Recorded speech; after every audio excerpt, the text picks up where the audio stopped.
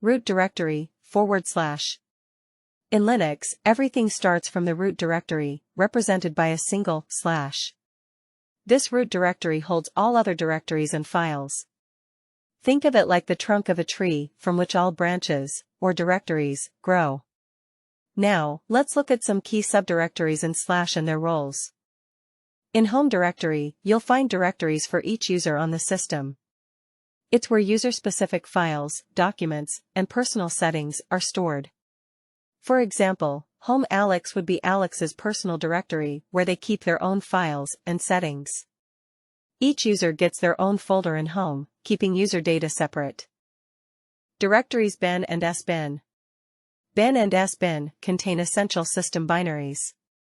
Bin has basic commands like ls, cp, and cat, tools needed by all users. Sbin has binaries for system administration, such as reboot and IP. These commands are essential for managing and operating the system, even in rescue or single-user mode.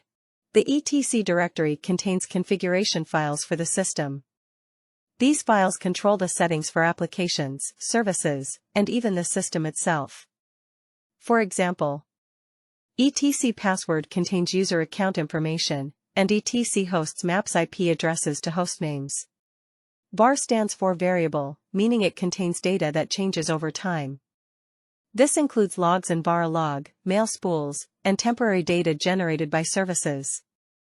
For example, var log syslog records system events, while var log off.log tracks login attempts. The USR directory holds user applications and files that aren't essential for the system's initial boot. Inside, USR bin has user programs, USR spin has system administration programs, and USR local is often used for locally installed programs, keeping them separate from the system's package manager. TMP is a space for temporary files created by users and applications. The files here are usually cleared after each reboot, so it's a great spot for short-lived data that doesn't need to be saved permanently.